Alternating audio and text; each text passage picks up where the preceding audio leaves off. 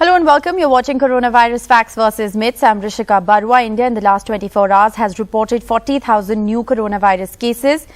This is about 2.6% higher than the cases that we reported in the previous 24 hours. Deaths are at 585 in this time period. Active cases currently constitute for 1.2% of India's total cases, which is the lowest that we've seen since March 2020. India's active caseload is currently 3.8 lakh, which is, like I said, the lowest since March 2020. However, let's take a look at the vaccinations. While in all, we've administered almost 43 crore vaccinations so far. If you look at India's vaccine equation, currently, we've administered about 57 lakh vaccinations in the last 24 hours. But in order to achieve the government's own set target, we are currently facing a shortfall of around 4.5 million doses per day,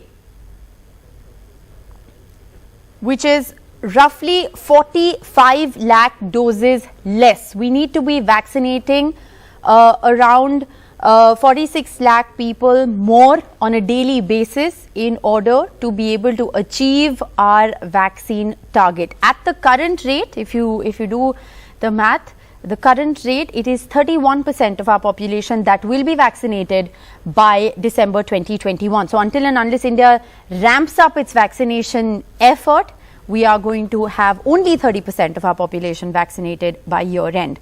Let's shift our focus now to the other big story that we're tracking today, which is the first death due to Delta Plus variant that's been reported in Mumbai. Now, this patient who died was 63 years old and fully vaccinated, but also had severe comorbidities, including diabetes. The patient tested positive on July the 21st and passed away on July the 27th. So, within 7 days, this patient tested positive for the Delta Plus variant and died. She was on oxygen support. She was also administered steroids and Remdesivir. She didn't have any travel history. Now, so far, over 40 people have been infected with the Delta Plus variant in Maharashtra alone, and over 80 people total have been infected with the Delta Plus variant in the country, according to the official data. How should we be looking at this information? Dr. Mahesh Lakhe, Consultant Internal Medicine and Infectious Diseases, Columbia Asia Hospital, joins us from Pune. Thanks very much, Dr. Mahesh, for being with us. You know, this first death due to the Delta Plus variant being reported in Mumbai, there are over 40 cases of the Delta Plus variant being reported in Maharashtra alone. Are you concerned about this? Of course. I'm concerned and everyone must see, but virus neutralizing activity vaccine is not direct to its effect. And we have seen, if you take any vaccine, they are not like 100% effective. Of course, they are going to, reduce the severity of the disease. But they are not like 100% kind of foolproof. Especially if you see those patients who have multiple comorbidities, especially badly controlled diabetes and chronic lung diseases.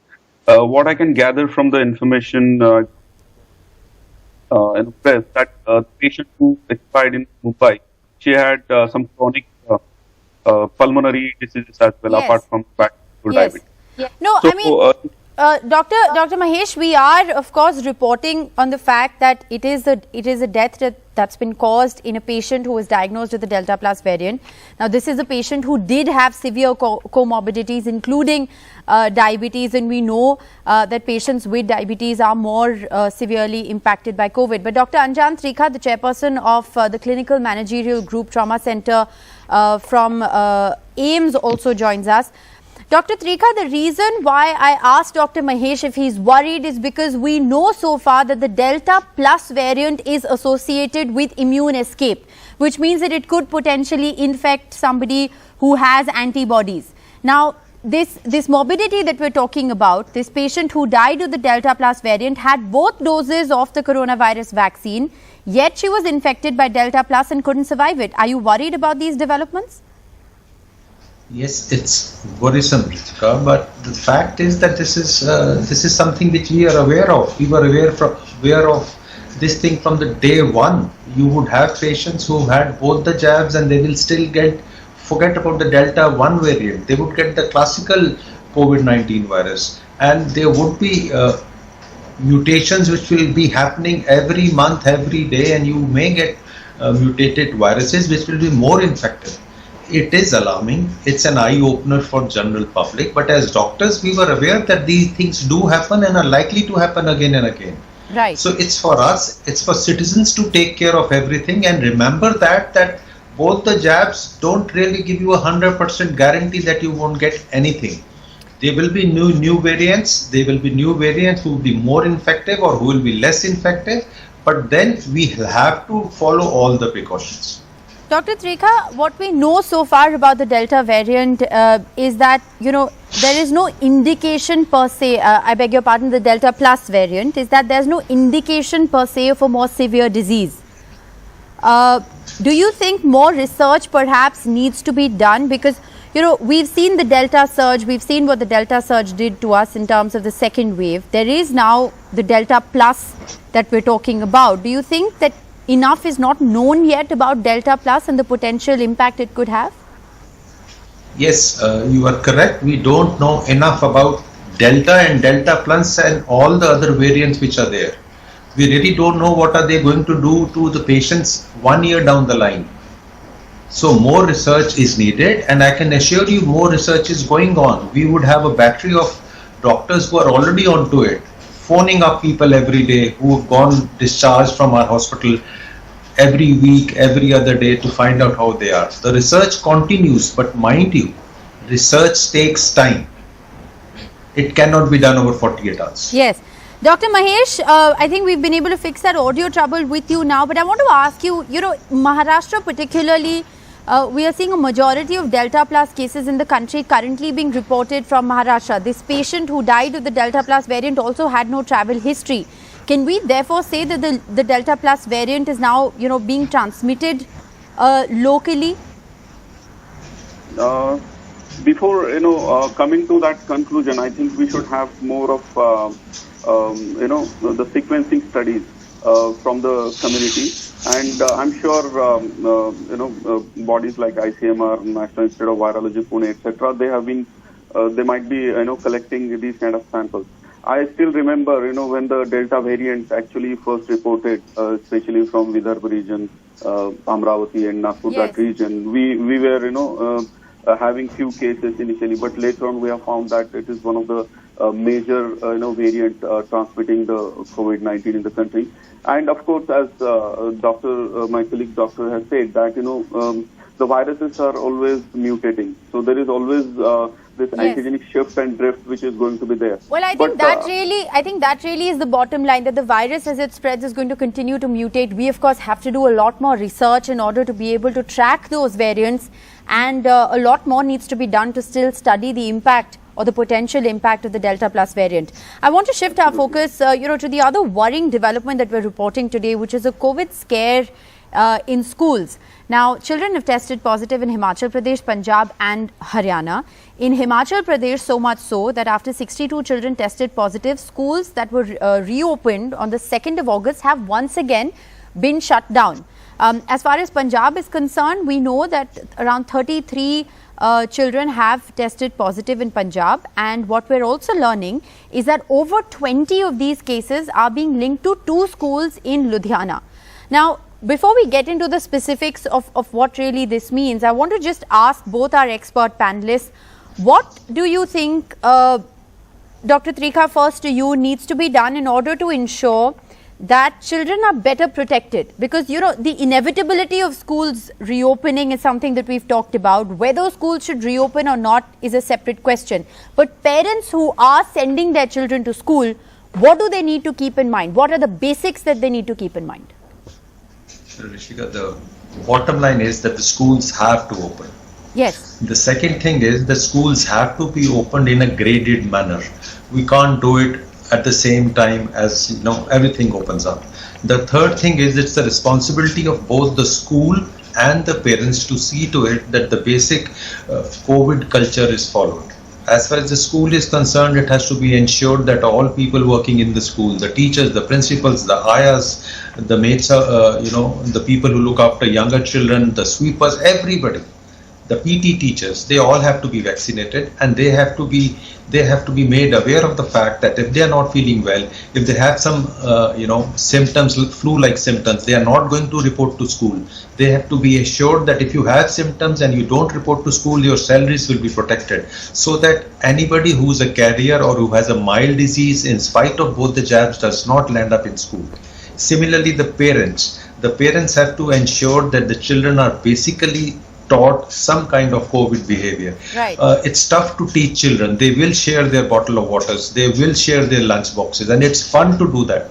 You have done it and I have done it. But this has to be told to children not to do it. They have to be told to be wearing their masks. It's going to be tough to teach to children, but the schools can take care of things at their own end. Right. Dr. Mahesh, how are you looking at these developments? Because one doesn't, unfortunately, for these three states, and I want to put that out as well, whether it's Punjab, Himachal or Haryana, we don't know how many children were being infected when schools were closed. That data is not there. This is just data that is coming out at the moment after schools have reopened. The question many are asking is, should at least the staff, the eligible population, be compulsorily fully vaccinated before reopening schools? We know there's no vaccine for those under 18 in India yet.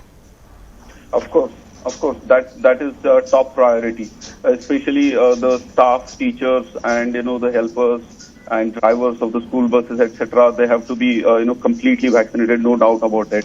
Apart from that, if even after completing their vaccination, even if they come in contact with a COVID-19 positive confirmed case, they have to report it to their authorities, and I think they again have to be tested after 3 to 5 days of that contact, and to see whether they have been positive, because even they may not get a severe disease since they have been vaccinated, but still they can transmit the infection to the kids who are vulnerable and not vaccinated yet. Right. Though COVID-19 outbreaks have occurred in school settings, multiple studies have shown that the transmission rates within school settings, when multiple prevention strategies are in place, are typically lower than or similar to the community transmission. Yes. And that is why it is very important to apply the layered manner of prevention. Maybe it is again masking, distancing. No, and but I want to just also ask Dr. Trikha very briefly. Dr. Trikha, there are many parents who are apprehensive of making younger children wear masks, and we know in Haryana, for instance, even primary schools have opened. What should be the mask protocol when it comes to children? See, the mask, there are no guidelines which are different to mask protocols as far as children are concerned. We've got to tell them that they have to be told why are they wearing a mask. They have to be told when they are near a child, when somebody is having a running nose, it's better to wear a mask. Right. They have to be told they've got to wash their hands. A child has to be told not to be touching things and putting the finger in the nose or the ear or the eyes. These small little things which were taught to us when I was in school in moral science classes have to be coming back to us. All right. Somehow we have forgotten it, right? Moral science and these kind of behaviors become important. All right. Well, there is a whole new normal that children need to adapt to in order for schools to be safely open. I mean, look at what's happening in Himachal. After over 60 children tested positive once schools reopened, in about 12 days' time, schools have shut down once again. One sincerely hopes that that's not the story that unfolds in several other states. Thank you both very much for joining us on these extremely important topics. Thanks once again for being with us. I want to shift our focus to the big international story that we're tracking today. Germany is ending free coronavirus tests for all its citizens from October. Angela Merkel has in fact said that the country has sufficient vaccines for its population. More than half the population is fully immunized, and therefore people need to get vaccinated.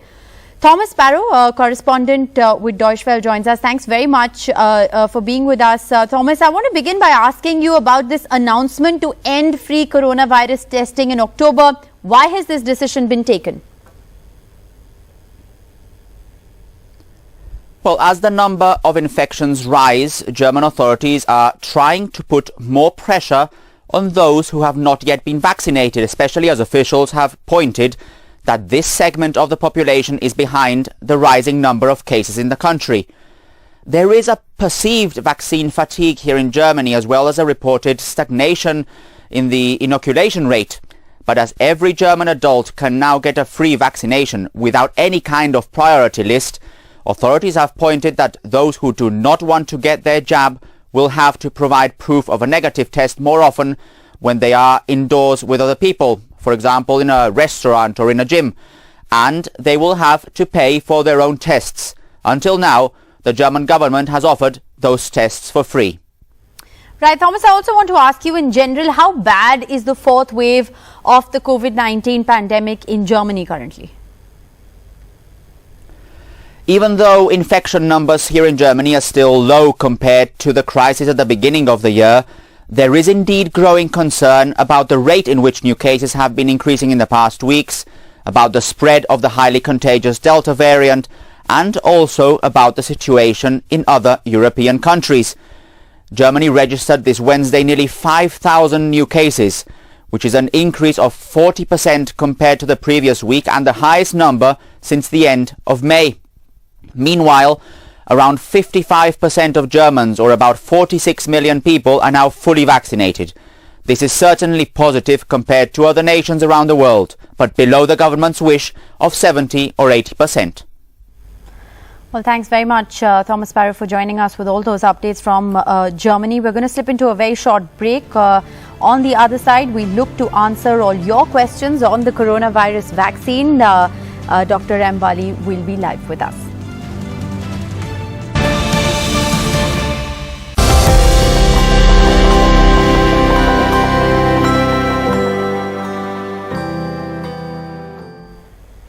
Welcome back to our special campaign, Vaccinate India, in partnership with Google. We're discussing questions you may have about the coronavirus vaccine. Dr. M. Wali, Senior Physician, RML Hospital, joins us. Thanks very much, Dr. Wali, for being with us.